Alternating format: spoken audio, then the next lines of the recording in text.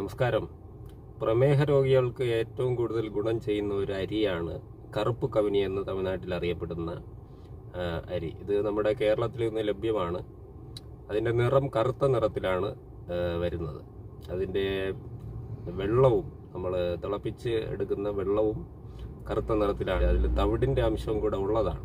അത് ഉപയോഗിക്കുമ്പം പ്രത്യേകിച്ച് ശ്രദ്ധിക്കാനുള്ള കാര്യം, കറുപ്പ് കവിനി ചോറാക്കുമ്പോഴത്തേക്കും കുക്കറിൽ ചെയ്യാൻ പാടില്ല. നമ്മൾ തിളപ്പിച്ച് വടിക്കുന്ന രീതിക്ക് തന്നെ അത് ചോറാക്കി ഉപയോഗിക്കാനായിട്ട് ശ്രദ്ധിക്കുക. പ്രമേഹത്തിന് വളരെ ഗുണം ചെയ്യുന്ന ഒരു അരിയാണ്. പിന്നെ ചിലർ ചോദിക്കുന്ന ഒരു സംശയം എന്ന് പറഞ്ഞാൽ, കറുപ്പ് കവിനി വില കൂടുതലാണല്ലോ, അപ്പോൾ എങ്ങനെയാണ് ഉപയോഗിക്കാൻ പറ്റുന്നതെന്നുള്ളതാണ്. അപ്പോൾ നമ്മൾ സാധാരണ ഉപയോഗിക്കുന്ന വെള്ളച്ചോറ് വില കുറവാണെങ്കിലും ധാരാളം കഴിക്കേണ്ടതായിട്ട് വരും. ഈ കറുപ്പ് കവിനി ആകുമ്പോഴത്തേക്കും നമുക്ക് അളവ് കുറച്ച് കഴിച്ചാൽ മതി. നമ്മൾ കുറച്ച് കഴിക്കുമ്പോൾ തന്നെ നമുക്ക് വയറ് നിറഞ്ഞതായിട്ട് തോന്നും. അപ്പോൾ അതിൻ്റെ അളവും കുറവാണ്. അതുപോലെ തന്നെ ഫൈബർ, നമുക്ക് ആവശ്യമുള്ള സിങ്ക്, ഇങ്ങനെയുള്ള കാര്യങ്ങളൊക്കെ അതിൽ ധാരാളമുണ്ട്.